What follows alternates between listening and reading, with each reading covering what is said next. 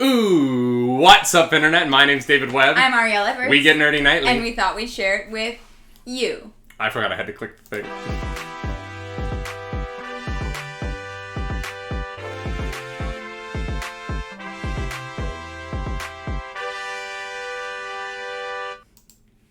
That's right, we're a professional outfit over here. We are a professional outfit. We don't do do-overs, North Trooper. We keep in our mistakes because I like looking like a fool on the internet. Yeah. You're like, that's you know what? That's true. Actually true. That's not incorrect. Huh.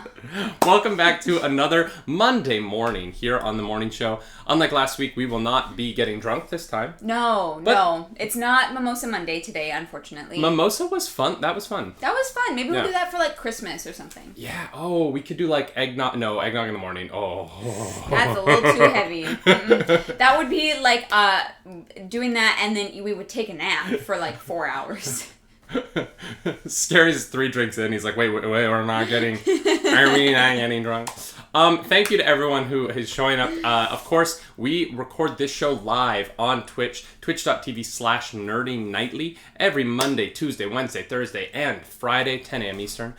So for everyone live in the chat, thank you so much. And for everyone watching later on YouTube and the podcast feed, we appreciate you just as much. Absolutely. We totally understand that we do this when normal people have jobs. Wow, called out. Y'all, we have a lot of fun news today, but we thought that we would start with the Sony dropped a beautiful trailer on us this morning, and so we are going to sit back, relax, and start our day with the brand new trailer for what's it called? Spider-Man. Miles Morales. Jesus. Am I drunk? Quite possibly. All right, here we go, y'all. Here we go. Okay. Boom. Let's make this a little bit bigger.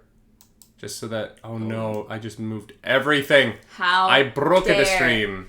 Professional. Professional. The stream. There we go. Oh, yes. There we go. Make it big. I don't think y'all are ready for this. I do not think. I'm going to put my headphones in first because I want to hear it. Boom. Look at that boy. That's what she said, literally. Look, I don't know if I'm ready to fly solo. You gotta take the oath. I promise to do everything in my power to protect this city. I promise. Yeah. I hate it. I think North Trooper just pulled his sponsorship. Right. Wow. Gracias, mami.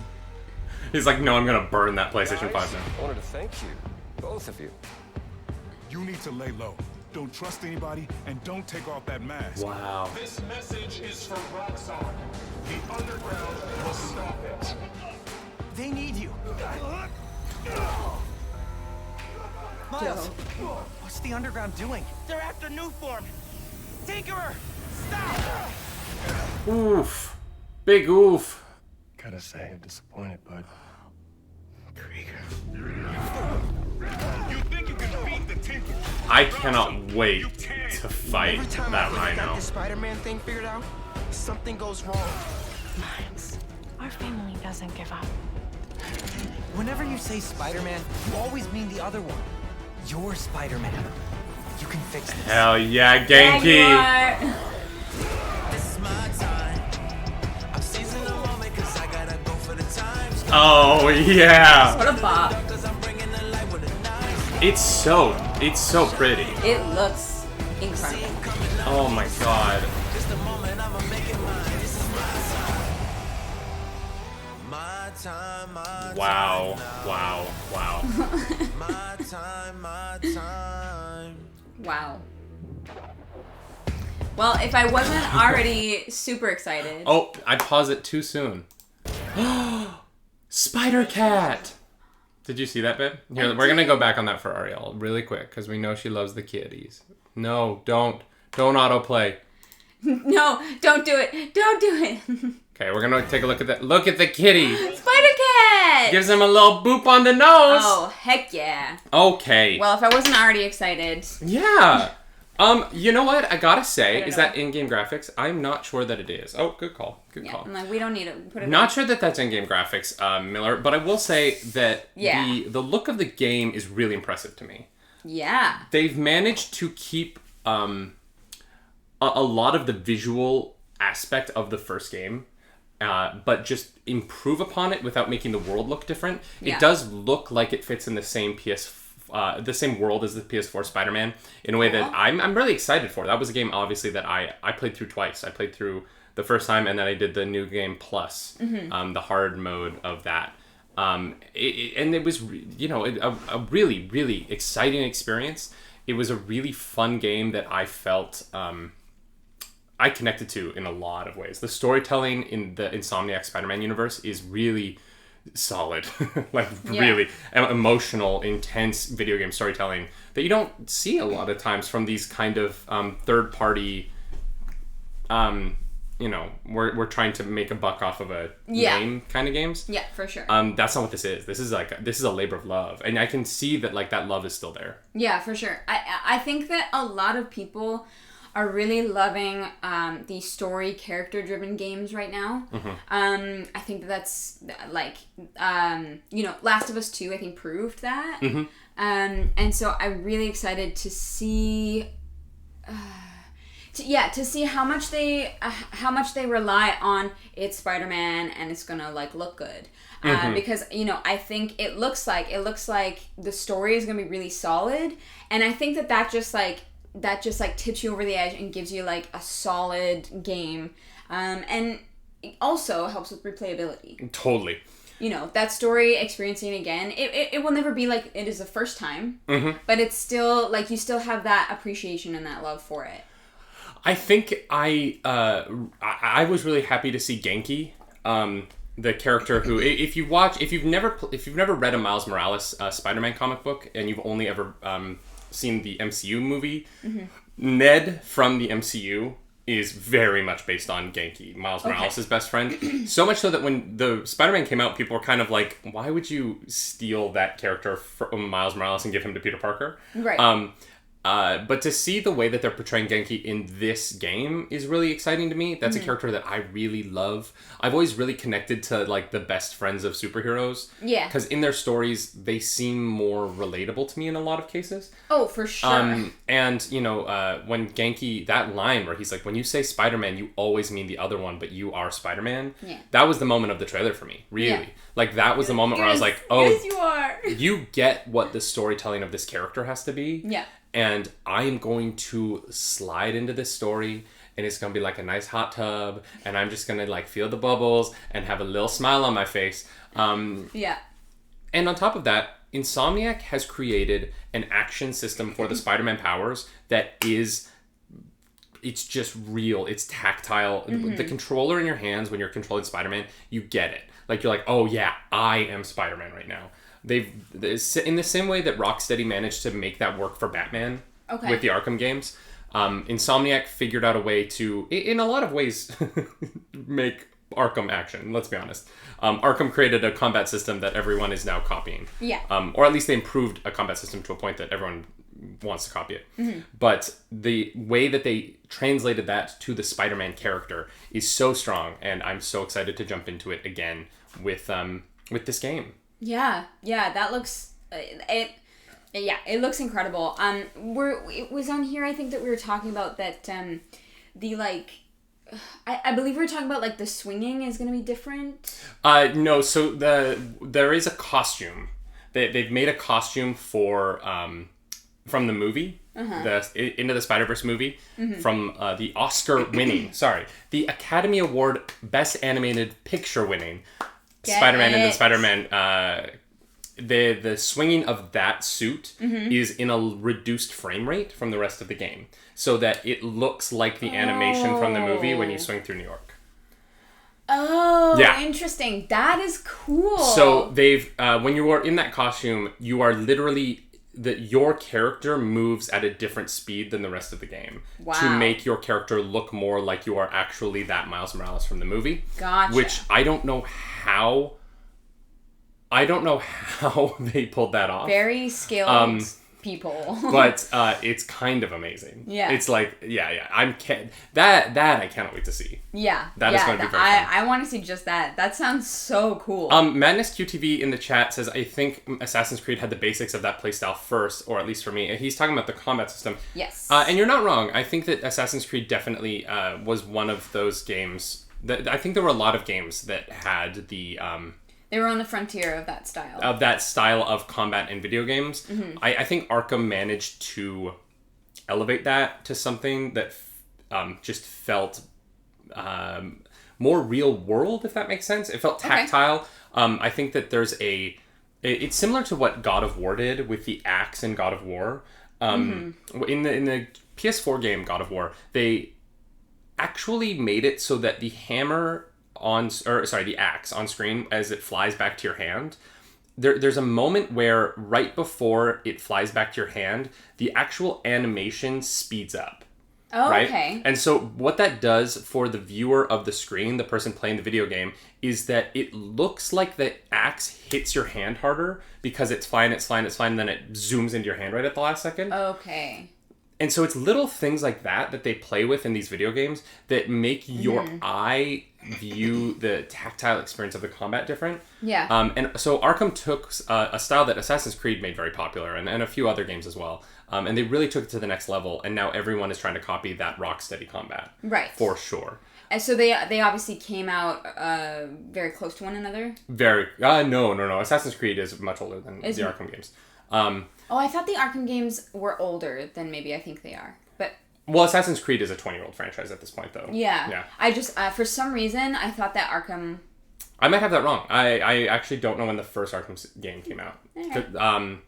But yeah, speaking of Assassin's Creed, y'all, we have been seeing a lot of Assassin's Creed this weekend because apparently every other Twitch streamer got a copy except us. Yeah, literally. We're not salty about it. It's fine. It's been very fun to see some friends blowing up with this one. And we're just so excited for tomorrow. Yeah, oh God. Here's the thing. Like, I've been popping into some Valhalla streams just to, like, say hi to, like, people that I know and, like, B, to kind of, like, suss out the game because I am very excited for it. And it looks so good. So I have a question, though. So you have not played an Assassin's Creed game? No. You've never played a single one. Why is this one speaking to you? So I definitely think that it came from watching you play Odyssey. Okay. And being involved in like you involved me in the story. You would you'd be like, yo, this just happened, and like I would watch you play it, and I would look at how the game kind of worked, and I have a sense of how that game is laid out and the DLC, and like it was really fascinating to me. What's funny is I wasn't streaming yet. No, you weren't streaming it. You were. This was her watching me play the video game, like sitting next to me at a desk. Yeah. This was not on Twitch. This was literally like me, like over the shoulder. Like this is fucking dope. Like you know what I mean? And I think that's really made the shift for me. Because I know what Assassin's Creed is. I've heard about the games. It's something that's been familiar in like my vocabulary, but not like I haven't actually had a chance to play it. And so I really think that watching you play Odyssey and the fact that Valhalla is based on like Nordic culture is fascinating to me. I'm very excited for that. Yeah. There's rumors that you get to fight a dragon. And I wanna fight a dragon. I know that it like breaks like the realism of the game, but like I don't care. I want to be an assassin who like does the like it's like my dream. Dive off of the Eagle Point onto a dragon. Yeah. And then I want to ride it. Yeah.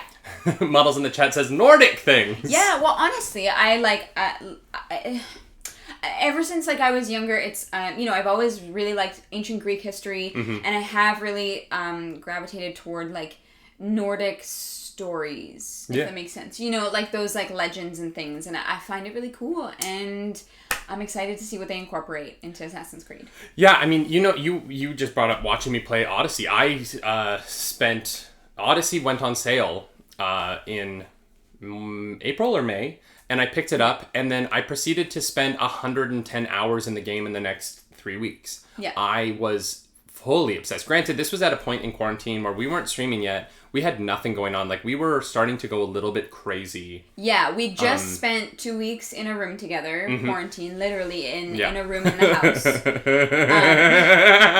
Yeah. It's fine, babe. It's fine. It's over. It's over. It's over. And so yeah, so we didn't really have any sense of direction at that point. So we just lost our jobs on the cruise ship as actors. Theater was completely shut down, and we're like, okay. So I dropped 110 hours of my time into Assassin's Creed Odyssey because Greek culture has always fascinated me. I love stories of Greek gods. I'm a huge I love Greek histories.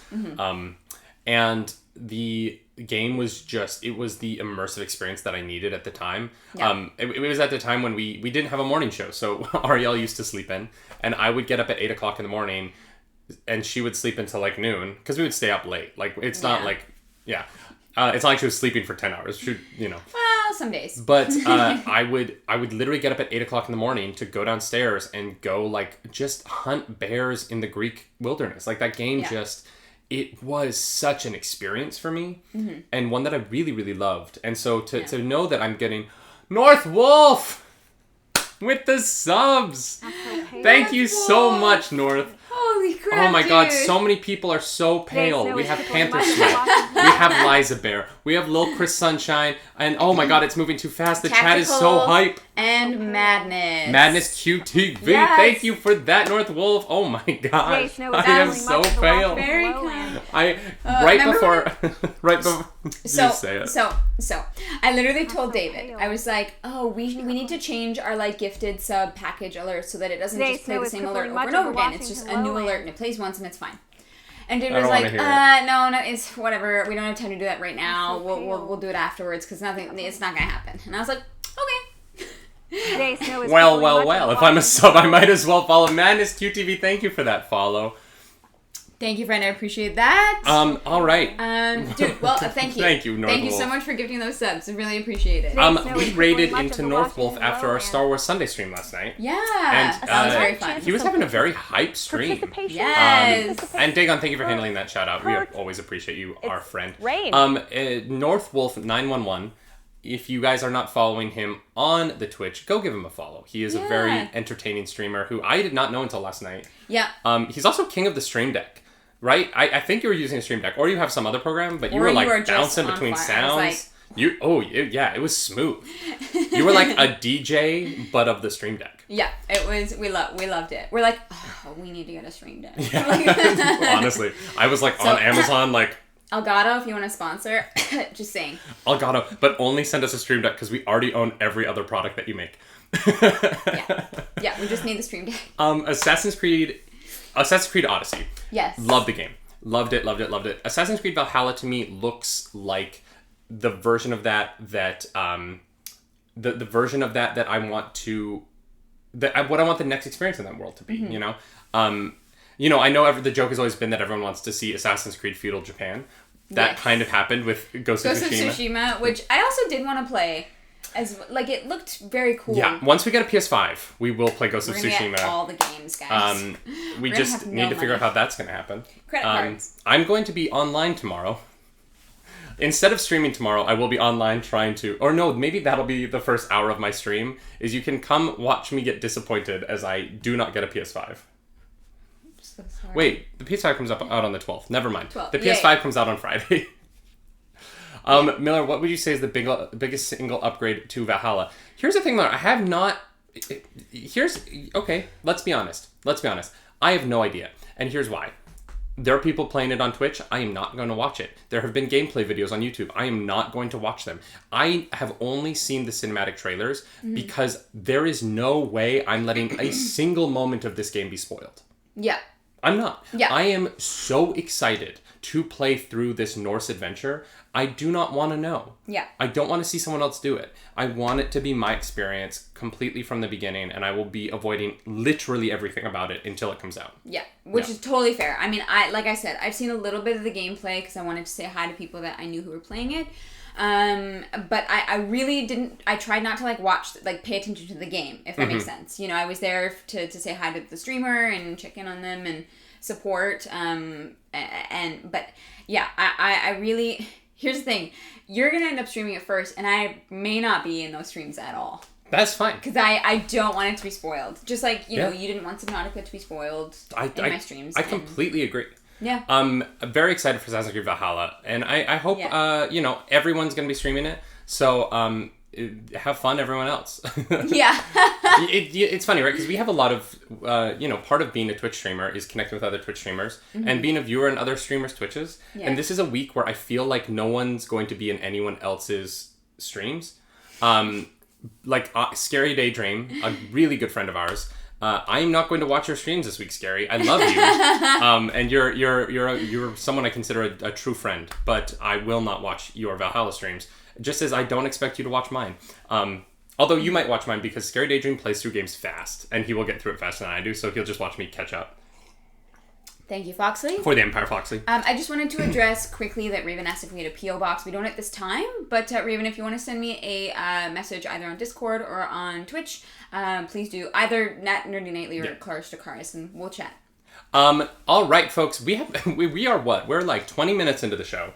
We have not discussed either of our two main topics, our title topics. Yeah. Do you want to get to the controversial one first or the fun one first? I think we save the fun one for last. Great. So we end on like a all right, folks, positive note. We're going to start with your broccoli. I love broccoli. I know, Get out but of here. it's the saying, you know, if you want to get to the fun part, you have to eat your broccoli. All right. We found out days ago. This is old news at this point. It's old news, but we don't do the Nerdy Nightly show or the morning show over the weekend. Yeah. So we're gonna talk about it now. It is Johnny Depp time. Johnny Depp, for those of you who do not know, broccoli on pizza. My favorite topping. Just throwing it out there. Oh, that's right. That you dropped that in North. I did. I'm telling you, try it. It'll change your life. Broccoli on pizza, y'all. Here's what you got to do though. You got to do chicken broccoli on pizza. Awesome, Beck. Thank you for the follow. Thank you for the follow. Appreciate that, friend. It's rain. It's rain. I do not think people want us to talk about Johnny Depp. I think people are trying to push it off. They're like, nope, we're talking about pizza. No. All right. So yeah, we don't do the nightly morning show on the weekend, and so we have not discussed this yet. But as people who are lovers of people. Yep, who are compassionate and empathetic. This is an interesting story, right? Because we found out over the weekend that Johnny Depp, the character, the actor who was playing the character of Grindelwald, Gellert Grindelwald in Fantastic Beasts franchise, has exited the series. Yes, he was asked to leave by Disney. By Warner Brothers. Yeah. Yeah. Oh, okay. Disney does. Warner Brothers. No, you're fine. Warner Brothers asked Johnny Depp to leave after he lost a case involving some abuse claims from his past marriage to Amber Heard, the actress. Yeah. And he agreed to do that. Yep. And it's interesting for a lot of reasons. One, the case that he lost was simply. It was like a slander claim. Yeah. It had nothing to do with the events that actually transpired. Mm-hmm. The news source, I believe that's in the UK, basically called him a wife beater in the title, and he feels that it was slanderous because there was no evidence. They had no reason to be doing that. Whereas the reporters, the company, The Sun. Was it the Sun? Yeah. Oh, okay, yeah. So they felt like they had enough. I don't want to say evidence, but they had enough of a reason to put that as their headline. And so that's what that battle was. It had nothing to do with events that actually transpired. Yeah, and the cases, the claims are the claims against him are complicated, right? The legal battle between him and Amber Heard is such a. It's difficult, right? Because it's taking place in the public eye, and people have opinions on it based on, what we hear as the public. And I'm always trying, I do try and be careful to not feel like I understand what's going on in people's personal lives. Yeah. Because that's impossible. Yeah. Like. And so it's really tough. It's really, really tough. There's no because the majority of the people paying attention to this case do not know these people, it becomes really difficult because we all kind of, especially now with the internet, I feel like a lot of people find a camp and they just sit in that camp, and then we have these like different ideologies. The thing about this move that is so fascinating to me, right, is it's bizarre to me that Warner Brothers jumped on Johnny Depp so quickly. And I'm not saying it isn't the right move. Well, especially because, like, the actual, like, allegations against him are not, like, we still don't really know what happened as far as I know. I don't want to get into that because that's speculative. We don't know. What I would prefer to talk about this is that Warner Brothers seems to be trying to do damage control for the Fantastic Beasts franchise, but did nothing when Ezra Miller choked that fan. When Ezra Miller choked a child to the ground on video, like video that we have. Yeah, this is not even speculative at this point. Warner Brothers did nothing. Nothing. And in fact, Ezra Miller is still coming back, and Ezra Miller J.K. Rowling is still going to get money from this movie. So what I think is so bizarre is I'm like, why are you playing damage control? If you wanted to play damage control, you should have been playing damage control 5 months ago when Ezra Miller choked a woman out. You are late to the party. You kind of missed the boat here. Like the Warner Brothers idea that they're going to have like the moral high ground on Fantastic Beasts because they asked Johnny Depp to leave because he was accused of something. Yeah. But didn't ask Ezra Miller to leave when he did it on camera. I don't understand. I know. It makes no sense to me. And, like, you know, J.K. Rowling has clearly made some problematic tweets and statements. And I think that, like, we've talked about it, Shin, as well, that we're not going to continue supporting that franchise. You know, we already, like, we're not. Yeah. And now, maybe that's what they're doing. Maybe they're seeing that people actually, like, care about this. And so they're like, okay, next time we gotta be on it. But it feels so late. It feels very late. And honestly, you know, the Fantastic Beasts franchise, it was fine. Yeah. Let's be honest, it was fine. It's nostalgic. It wasn't, you know, it didn't do anything for Harry Potter that was new, unfortunately. And I think that's the biggest problem with it. Yeah. But I don't think that this PR move is going to save this from the next steps of this franchise. No, nobody cares at this point. Yeah. Like Johnny Depp was not the hill to make that decision on whatever that turn of phrase is. Like, the hill to die on. Yeah. You are late. You are so late. Missing it with the Ezra Miller move is it is bizarre to me. Well, and here's the thing. Like, we talked about this, with the fandom? Yeah. We were like, are they gonna address any of this? Because, like, Ezra Miller was doing stuff for that. Like, he was public in it. Yeah. And nobody said anything. And we were like... Yeah. I'm sorry. There's a video of this dude choking a child. Yeah. And, you know, it's really interesting. It's really interesting because Warner Brothers is embroiled in just scandal after scandal with some of these actors and with J.K. Rowling. And, you know, you have to wonder, let's just be very honest. Fantastic Beasts 2 was not financially the hit that they wanted. Yeah, it was not the success that they wanted it to be. Fantastic Beasts 1 wasn't even really the success that they wanted it to be, right? Yeah, like when you're launching the follow-up to Harry Potter, you want it to be $1 billion movie. Oh, yeah. The Harry Potter movies were $1 billion movies.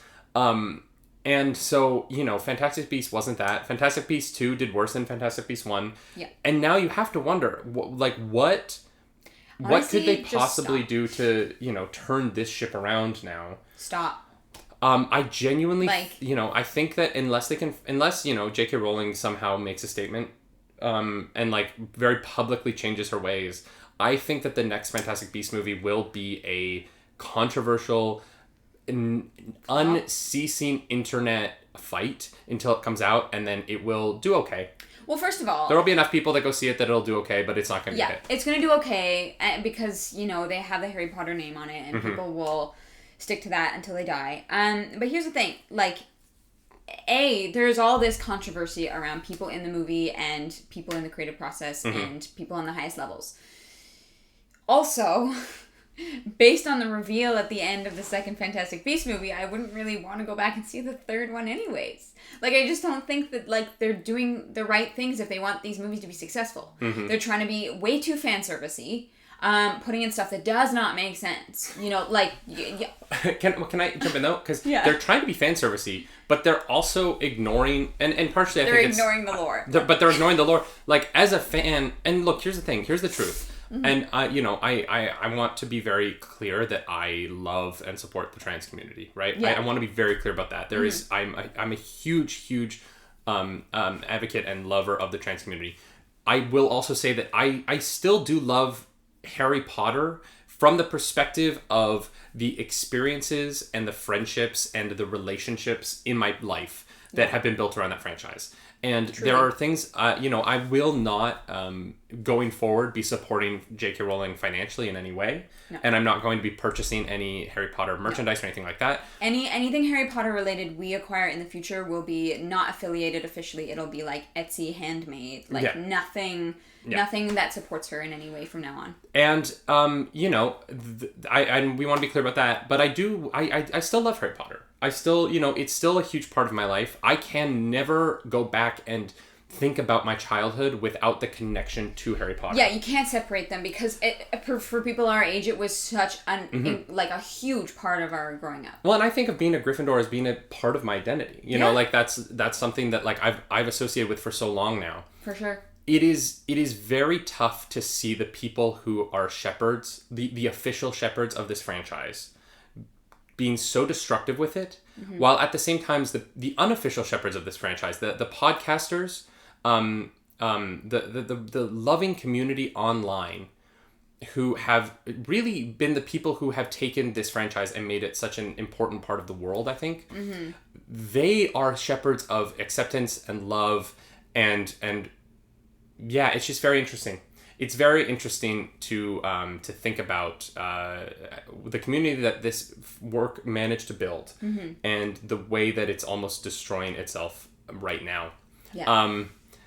And yeah, I don't know what's next. I really don't know what's next for this movie. It's going to be, I think that we're going to keep covering it from a perspective of like the news. Yeah, the news, but also I in the hopes that certain people change their minds. Because they could do a lot of good for a lot of minorities in the world if they change their minds. Yeah, that's the thing is, we can only hope that people grow and decide to get better. Yeah. And, we are going to hope for that. 100%. But, this is, this one's tough just because of everything else that's gone on with it. I also, there was someone in the chat, I'm sorry, I've forgotten who, but made the point that, I don't believe there's anything in regards to Amber Heard being asked to step away from Aquaman in any sense. No. Like, this is definitely just on Johnny Depp from this particular franchise. And so, yeah, it's just very interesting to see the choices that these companies have made, who to ignore their controversies and who to, bring, like, the banhammer in Twitch terms. But here's the thing, like, Johnny Depp wasn't fired after his court case with Amber Heard. No. And Amber Heard wasn't fired after her court case with Johnny Depp. No. This is a separate case about slander. Yeah. And it's going to be interesting to see, because Aquaman 2 is not in production right now. Yeah. I think that Fantastic Beasts 3, I think their goal was to go into production very soon. Yeah. Obviously, we don't know the behind-the-scenes schedules and stuff like that. Yeah. As we'll talk about in our next story. But, I think that when that case happened, they weren't looking at things like this, and clearly now they are. Yep. Yeah. It is interesting, though, because how do you recast? Like... And who do you cast? I say go back to Colin Farrell, because he was so good in the first one. If there's one thing I will say about the Fantastic Beasts movie, Colin Farrell as the villain in the first movie is excellent. Yeah. He's so good. He's such a good actor. So good that when they made the reveal at the end of the movie that Johnny Depp was going to be Grindelwald, I was like, damn it. You're like, no. Couldn't you have just like had Colin Farrell's hair go white and just be like, yeah. Yeah. Colin Farrell's also really hot. Yeah, absolutely. Do I talk about how men are hot too much on the show? I think there's like a new one a few times a week. So there's a few times a week. Yeah, the nightly morning show. Come to hear which men David wants to make out with. David, tell his wife which men he wants to make out with. Guys, that'll be next Mimosa Monday.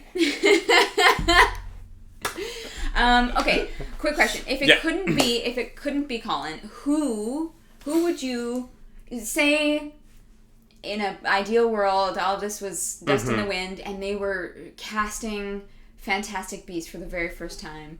Who would you imagine Grindelwald? as Grindelwald? That's tough, right? Because it has to be someone around Jude Law's age. Honestly, if Nathan Fillion. Oh, I would love that. Oh, I would love that so much since we. Yeah, that's great. I would say, you know what? This is gonna be so cliched right now because we just watched Sherlock, but Benedict Cumberbatch. I think Benedict Cumberbatch would be an incredible Gellert Grindelwald. Yes. I think that would have been fun.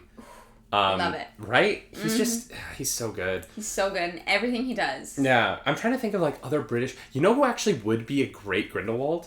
Would be the guy who plays, I don't know the actor's name, but the guy who plays Mycroft on Sherlock. Oh, yeah. He has that like intelligent, like he's the kind of actor I could see giving that intelligent but like charming enough speech that you like get on board with something that you're not on board with. Yeah, he was also the head of the Iron Bank in Game of Thrones. Yeah, I think he would actually be a really interesting choice for a role like that. Yeah. And I would like to see him work more. I really love him. Yeah, he's fantastic.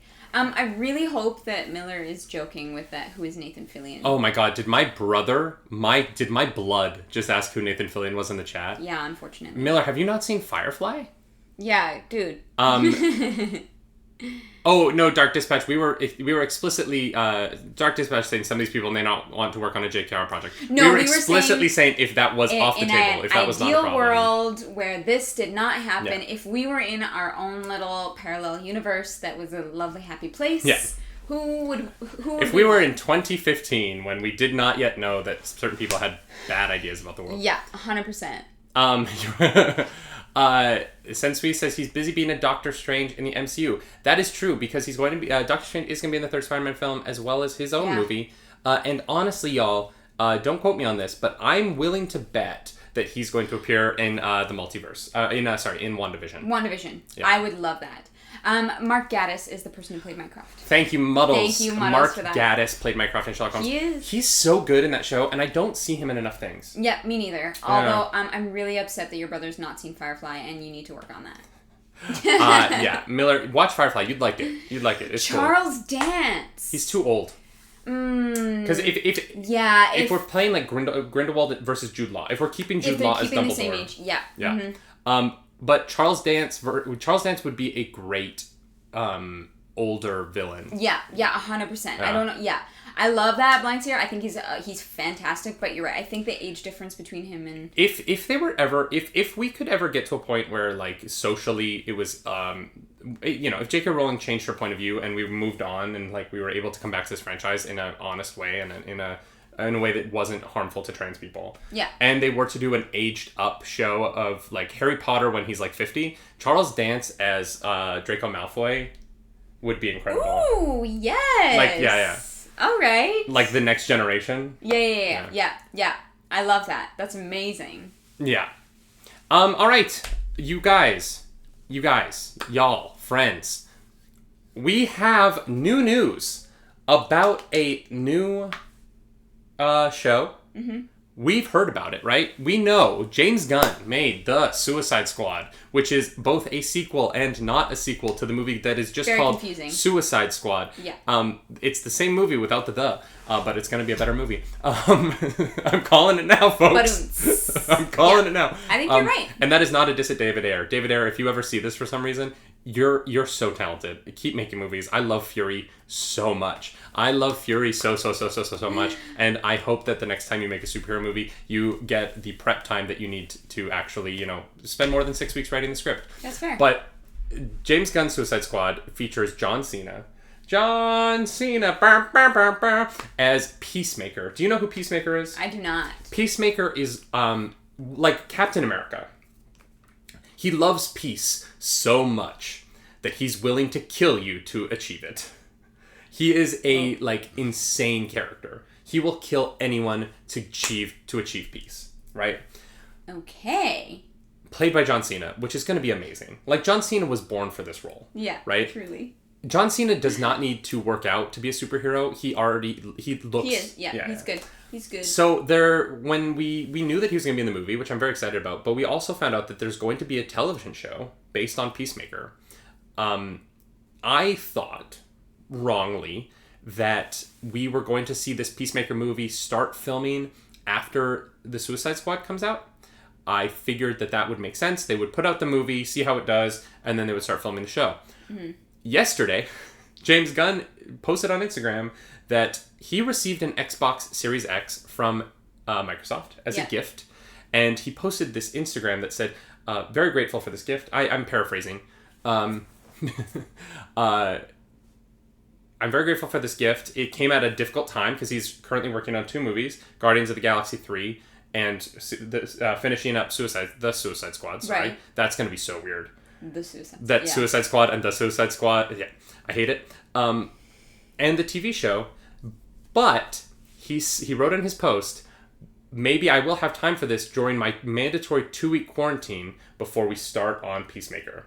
So this show that I thought was going to film sometime next year is going into production in 2 weeks. Yeah. I mean, you know what? People are like trying to make new content happen, which it makes me happy. I'm very glad. This sounds like very kind of like The Boys type hero. Interesting. You know, I think that there's a world, if it wasn't being made by HBO Max, I think that there would be a chance of that. I think that because it's HBO Max, it is going to feel more like a superhero. Well, actually, kind of. I don't know. I'm just curious. Like, the way you describe that person to me sounds like a character from The Boys. That's interesting, right? Because we are also... I have a feeling because of when they're filming the show, we're going to get it at the same time as The Boys Season 3, which will feature Soldier Boy, which is an alternate take on Captain America as well. Yeah. So it is interesting that you have these kind of 2 characters who might come out around the same time. Obviously, the Soldier Boy in the comics isn't very much like Peacemaker, but what they're saying about Soldier Boy for the television show for Season 3 of The Boys is going to be more like what I imagine Peacemaker is. Yeah. And it's going to be really interesting. It's going to be interesting to see, right? Because we don't know what any of these HBO Max DCEU shows are going to look like. We also don't know what any of the Marvel Cinematic Universe shows are going to look like on Disney Plus. We haven't seen any of them yet. Captain Winter Soldier, Falcon Winter Soldier, WandaVision, Loki. Loki just got a 2nd season announcement. And I didn't even know that was a show, and now I need to watch it. Yeah, Loki hasn't even premiered. They're going to a 2nd season. And then on the HBO Max side, we have Green Lanterns.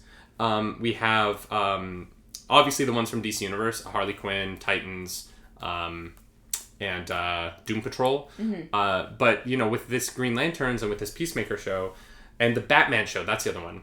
The one that's tied into Matt Reeves' Batman movie. We're getting all of these, what are supposedly going to be high budget, like premium style Netflix, Marvel, you know, like Daredevil style television shows. Yeah. But we haven't received any of them yet. Yeah. We haven't seen any of them yet. And I'm so curious, like, are they going to go more towards what Mandalorian is doing for Star Wars? Are they going to tie in more the way that, like, Agents of S.H.I.E.L.D. tried to do at the beginning of their show? Are they going to be completely separate, but, like, pretend that they're tied in, like the Marvel Netflix shows did? Yeah. And obviously the MCU ones don't have that option as much because, like, WandaVision is leading into... We know that WandaVision is going to lead into Doctor Strange and the Multiverse of Madness. We know that at some point we're going to get a Captain America movie starring Sam Wilson. There's no way they're not going to make the Black Captain America movie. That would be insane. Yeah. That would actually be insane to me, that you don't give... You have, like, one of the best movie stars as far as, like, acting talent and star quality in Anthony Mackie. Mm-hmm. There's no way Marvel doesn't give him a movie. Yeah. You know what I mean? It would be irresponsible. Yeah. It would be irresponsible of Marvel to, in the next 3 years, not at least start filming the movie where Captain America is a black man. It would... Don't mess up. Don't just give him a TV show. Yeah. Give him a freaking movie.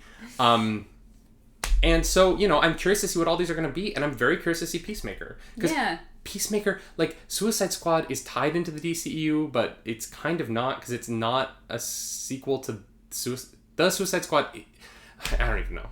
Guys, we can't keep it straight. DC, you've made it so complicated. Seriously. I don't even try to understand. I'm just like, yeah, okay, sure. Like, I can't keep it all straight in my head. We should have a corkboard. That should be our background about how trying to understand DC movies works. Like, it would be a hot mess. And then it's just me looking like Charlie from It's Always Sunny, like, you guys. Yeah. Maybe I'll make a YouTube video where I try to explain the multiverse. Please do. I would love that. And it's just me getting like sweatier and like more insane over the course of like 20 minutes. And like your beard is growing longer. It's growing in real time. Okay, I have a question. Yes. So, about like 2-ish years ago, a lot of the talk around these kind of things was that people were superheroed out. And yes, superhero fatigue. Yeah. And at the time, I thought so. I was like, yeah, you know what? There's a lot of superhero movies. I think, give it a break, move on. I think, yeah, people want to see some other stuff. And now I feel like there's so much more superhero like, they're like, nope, keep it going, keep it going, keep it going. Do you think that is harmful? Like, do you think people are, like, have superhero fatigue? No. Here's the thing. All right. I'm going to be very clear about this. Superhero fatigue is nonsense. All right. And here's why. Superheroes are not a genre. People talk about the superhero genre. Superheroes are not a genre. Mm-hmm. The Marvel Cinematic Universe are not superhero movies. They are comedies. And Seth Rogen basically said as much. He's like, how am I supposed to compete in cinemas with a comedy when Marvel has $200 million to make their comedy and I have 15? Yeah. Marvel movies are comedies. They're the only comedies that are making money right now in movies, and we go to them because they're comedies with fun action in them. Yeah. DC movies are bad or they're dramas. Sorry. Wow. Okay. Batman v Superman is a bad movie. Fight me on it, internet. And no, the Ultimate Edition doesn't make it better. Oh my god. Okay. There is no such thing as a superhero genre. Yeah. The Joker, the Joaquin Phoenix movie that is $1 billion grosser. One of the highest grossing movies of all time if you consider profit, and might be the highest grossing movie of all time if you consider profit as being like return on investment. Mm-hmm. Wonder Woman isn't a comedy though. Wonder Woman is a drama. Wonder Woman is like is a true like dramatic movie about war and about loss. Like there are moments in Wonder Woman that are really, really sad. Yeah. And are really genuinely like moving, honest pieces of dramatic cinema. The way that they handle the sniper with PTSD, like there are things in that movie that are dramatic. And so when you take the idea of the superhero movie, the superheroes are characters. And you can put them in different genres and keep this going forever. Yeah, for sure. Mandalorian is successful because it is a Western in space, right? The same reason that Firefly was successful. Yeah, 100%. People like the stereotypes and the tropes of Western cinema, of the idea of Westerns. Guardians of the Galaxy was a hardcore comedy that was successful because it was a hardcore comedy, not because it was superheroes. And so when people say like I have superhero fatigue, and then because there was a huge push, they were like, all right, Infinity War and Endgame are out, superhero fatigue, we're done. The Marvel Cinematic Universe is done. We did it. It was fun. And then Spider-Man: Far From Home came out and was a giant hit. And people were like, it was so good. Like because Spider-Man: Far From Home was a coming of age movie. Yes. It was a movie about a kid dealing with the loss of his father figure. Mm-hmm. And so it was successful because it fit into a genre and there are superhero characters in it. But when superhero movies at their best have superheroes in them, but fit into other genres and have emotional stakes that bring us into them that all go beyond the powers of the character. For sure. Yeah, I definitely think if you rely on your character being a super person, it does not make for a good movie. Absolutely not. No. It's boring because they're just gods. Yeah, I mean, here's the thing. Like, Deadpool would have still been funny. But Deadpool is a hardcore comedy. Yeah. You know what I mean? Like, the genre of Deadpool is comedy. Yeah.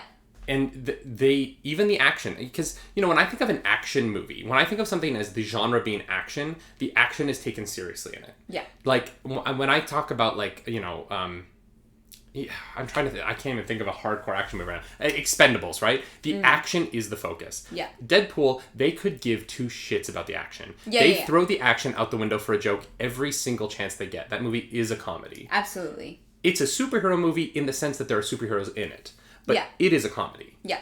And so when people talk about superhero fatigue, I think it's people who don't like superheroes. And if you don't like superheroes, I am so sorry that has dominated our culture. I'm so sorry that the nerds have won. We took over. The nerds have won. Sorry about it. I totally get it. If you don't like superheroes, it must be tough to look at what is coming up as far as movies and realize, like, the biggest movies of the next 2 years are Batman, Suicide Squad, The Eternals. If you're not a superhero fan and you're hearing that the fucking Eternals are coming, I'm sorry. I don't know how to explain the Eternals to you.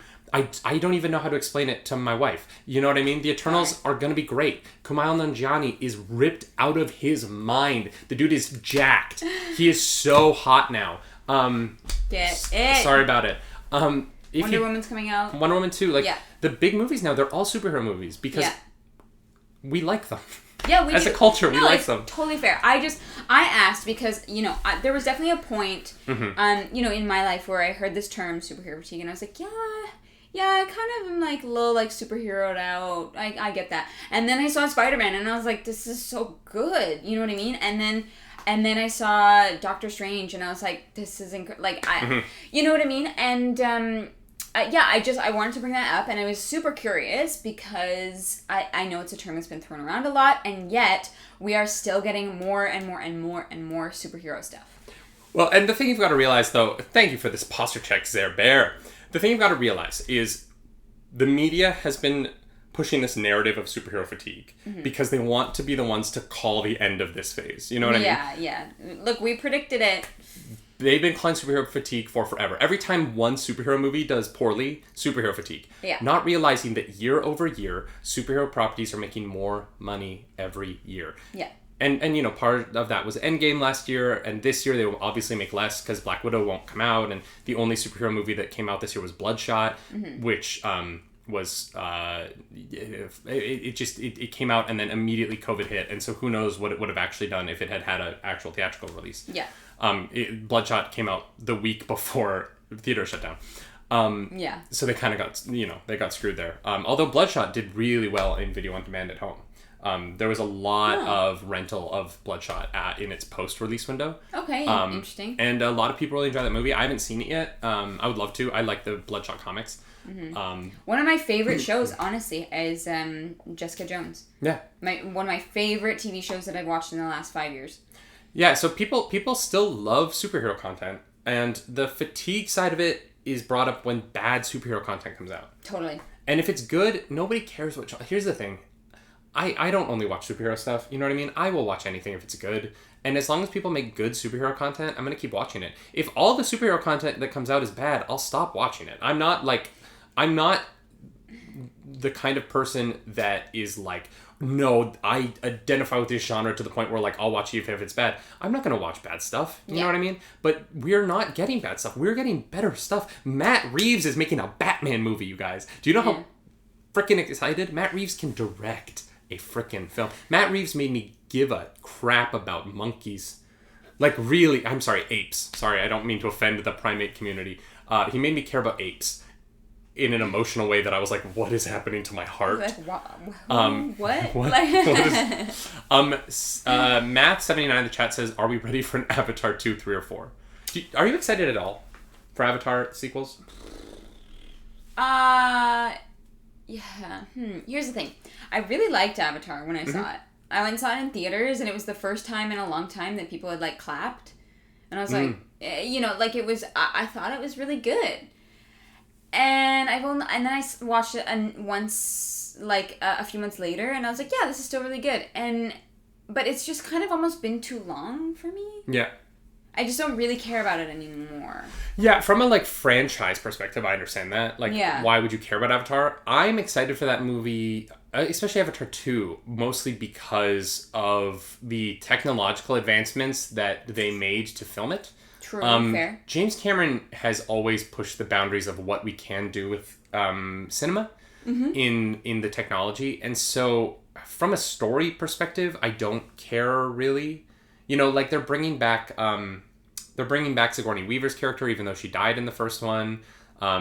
Like, I don't really know yet what the plot of the movie is going to be. So I don't really care about that. But from a perspective of wanting to know what James Cameron spent 10 years on. Yeah.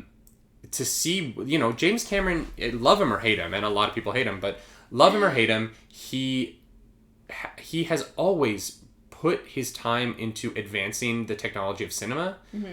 And I just want to know what that time was spent doing. I want to know what the advancements that he's made. I want to see this underwater filming that they did. Yeah, you know, like it's definitely a movie we're going to watch. And not necessarily because we're super invested in the story.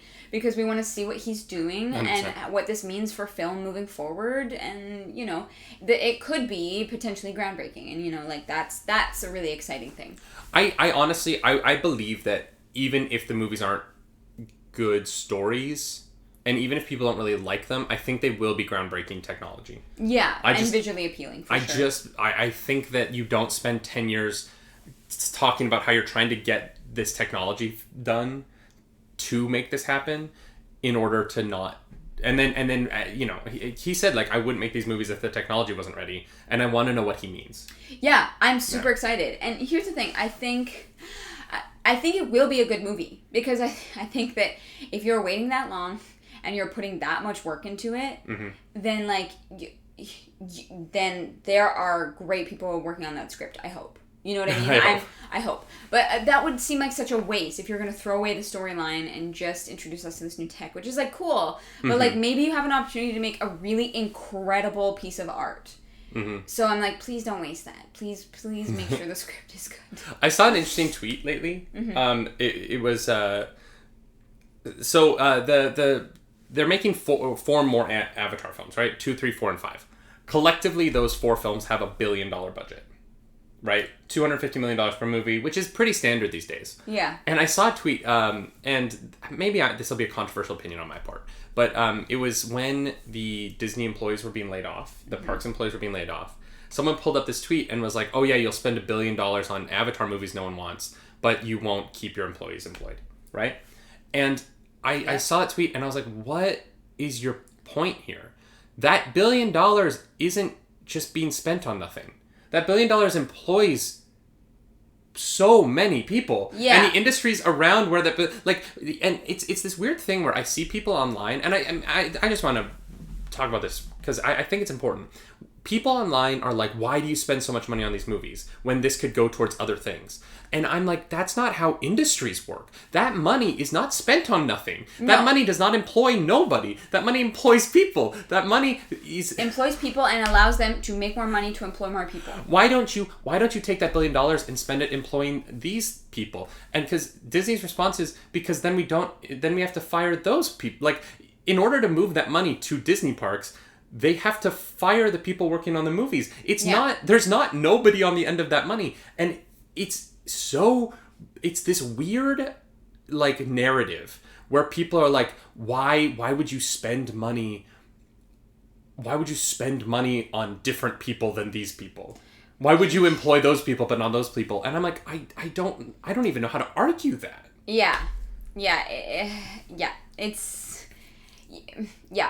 Here's the thing. You can't, as a business, you have to keep your business going. And you put your money on the things that are going to be making you money right now. Yeah, 100%. And, you know, employing people in the arts right now and making those come out, like, that is going to make you more money to keep putting more money into your employees' pockets. Well, but you also can't, like, Disney is not going to say, hey, our parks aren't doing well, so we're going to fire the people working on the movie to keep the parks open. To keep the parks that we're not legally allowed to open. It's just a weird... It's a weird narrative. I think sometimes people are like, why do we spend money on movies? And I'm like, well, because it's an industry. Yeah. Like, do you know how many people are employed by the film industry in the United States? It's a lot. If people don't spend money in that industry, then we lose a lot of jobs. Mm-hmm. These kind of complaints come from people that have no knowledge of money worth and business innovation, how much money was wasted on planes and rockets. But none of it was wasted, right? There were employees of those companies that got paid math. And that's my point. Like, people are like, well, why would you spend $1 million an episode on Disney Plus? Who does that money go towards? And I'm like, it goes towards engineers. It goes towards the people who make Crafty. Yeah. You know what I mean? Like, there are people who get paid on these film sets that aren't... It's not just going into Disney's pocket. No, Disney it does goes not towards take $1 jobs. million, put it in their own pocket, and then Mandalorian happens. Mm-hmm. That money goes towards industries. That money goes towards people. That money goes towards the it's a weird narrative to me to be like, why would you spend money to make movies? And I'm like, because... Yeah, those are people What? who don't understand how the arts work and don't value them. It's an odd argument. I've always found it very strange as a creator to be on the other end of it and be told like, well, you should just show up for work and do your job, but no one should give you money for it. Yep, love that. Here's the thing. I think that a lot of people, like... I think that there is a slight disconnect between, like, arts and film and TV. And like, maybe that's just me personally, but, like, they do have a different connotation in the sense that, like the film and TV... what am I trying to say? There are so many even still. I don't know why, but for some reason, and I'm sure that other people have this, there's a slight disconnect in my head between arts and film and TV. And I know that film and television is part of the arts. But it's, you know, when you look at a movie, you see, like, the 10 actors who are making money, and that's what you think is the artistic portion of it, when that's not true. You have, like, the designers, the costumers, the directors, the sound techs, the lighting. Like, you have all these different things, but it just, like, it doesn't fit that, like, specific version of, like, art. But, like, if that makes sense. And I think it's I've always appreciated Marvel's post-credit sequences because I feel like it's made people sit through credits.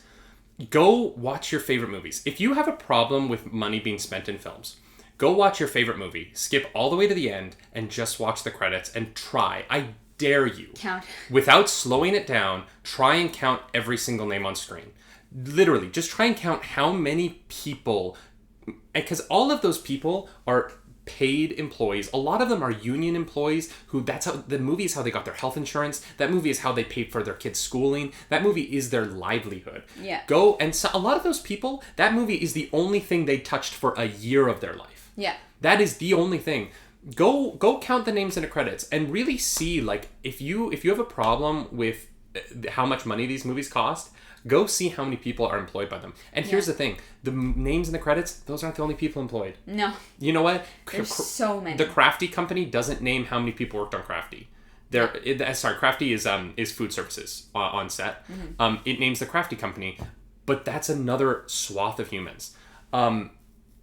You have to, you know, not you, but like we as a society have to do a better job of understanding that arts are jobs. Yeah. that you know, and movie making is one of the most valuable things we do, honestly. I'm sorry, but like considering the enjoyment that we as a society get from movies, if you really think about it, like the cultural experience of Avengers Endgame. You know what I mean? Like, that is a valuable experience to millions of people in the entire globe. And so the idea that movie should have not had the budget that it did so that these employees over here could have been saved, I don't agree with that. And I don't know. Yeah. I don't know. I have a hard time with that narrative, and I see it a lot on Twitter for some reason. Yeah, here's the thing. Twitter is a place where you don't have... Well, I mean, the internet is a place where you don't have to have any prior knowledge to have an opinion on something. Yeah. And that's true. That's just how it is. Yeah, and it's people behave as if the economy is like an either or situation. Yeah. And it's just not. Yeah. It's not one or the other. You know, a lot of times it's both. And you know, Disney has laid off a lot of people from the parks, but if you think that Disney parks will not come back and reemploy the same number of people, maybe not all the same people, but the same number of people, you're crazy. Like they are gonna come back strong and like ready to rumble. I wouldn't be surprised because they're Disney. I would not be surprised if they spent this downtime building the crap out of some stuff that they're going to unveil. Because if I was Disney, honestly, and I was like, all right, we have 6 months where no one's in the park. Hey, we can use this to like up our game. Well, but also we need to incentivize people to come back. Yeah. What are we going to do? Yeah. What are we going to do? We're going to... New stuff, new tech, like 100%. I just got a hair on my eyelash.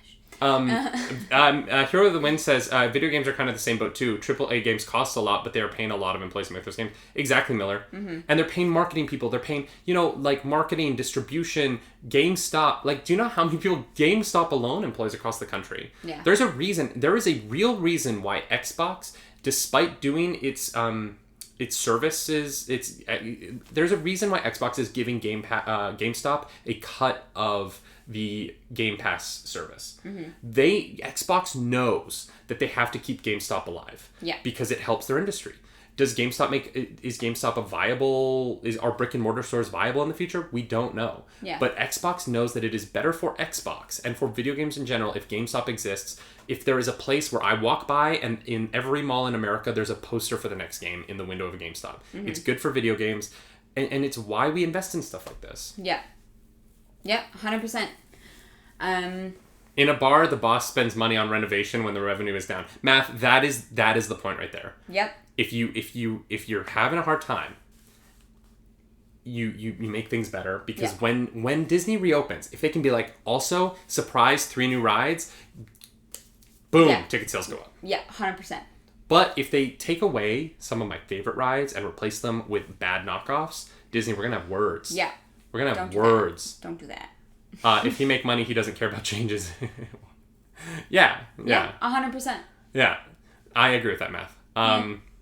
Anyway, y'all, I think that's gonna be the end of the show. Yeah, we went a little bit over today. Apologies, but we always do. We had some good chats. This was a fun one. This was a fun one, y'all. We're in month 2 now of the Nightly Morning Show. Yeah, this is month 2. And the fact that the show's growing and there's more people in here than last week, and it means the world. And we just want to say huge thank you to everyone who stops by to watch it live. If you didn't catch the whole show, please feel free to find it on the YouTube or the podcast feed, where we'll be posting this later on today. Before we get out of here, I also want to mention it is November, and for November, we dropped the link. I am raising money for Movember. You can find that on all my socials. Movember is an incredible men's health charity raising money to fight prostate cancer and a bunch of other things, but prostate cancer is the one that's very personal to me. Mm-hmm. I have lost 2 grandfathers to the disease, and so I am raising money all month. If we hit that $250 raised, I will be doing a stream as Ned Flanders. So we're going to have a blast with that. Thank you guys for the show. Anything else do you want to talk about? What time are you going to be on? Well, so I haven't put out my stream schedule yet, but I will be doing that once we're off here. I'm streaming later today, 3 p.m. Eastern Standard Time. Check out my new Skyrim build. Mm-hmm. It's pretty awesome. And then Skyrim's birthday is on Wednesday. Thank you for the biddies, Raven. Raven, thank you so much. Appreciate that. He's gay. No, he's gay. No, he's blind. I cannot believe. I love how old that Miller, thank you for the biddies. Guys, thanks for the biddies. That's really appreciated. Oh my gosh, you are so sweet, you guys. Thank you so much. Thank you. So Wednesday is Skyrim's birthday, so I'm going to be doing a nice long Skyrim stream before... I have D&D that night, so unfortunately I do have a hard out on Wednesday, but I'm going to start early, get a few good hours of Skyrim in, and then Skyrim Saturday, I'll be on a little bit later than usual, just because we're going to be in Niagara Falls. Yeah, we're going to see my parents, which is going to be nice. Yeah, it's going to be really nice. So that's probably going to be starting around 4 or 5 p.m. Eastern. And I'm going to be playing Assassin's Creed Valhalla tomorrow, but more important than that, the Nightly Morning Show will return tomorrow, 10 a.m. Eastern, here, twitch.tv/nerdynightly. We hope to see you there. And as we always say, do something nerdy tonight. Bye-bye.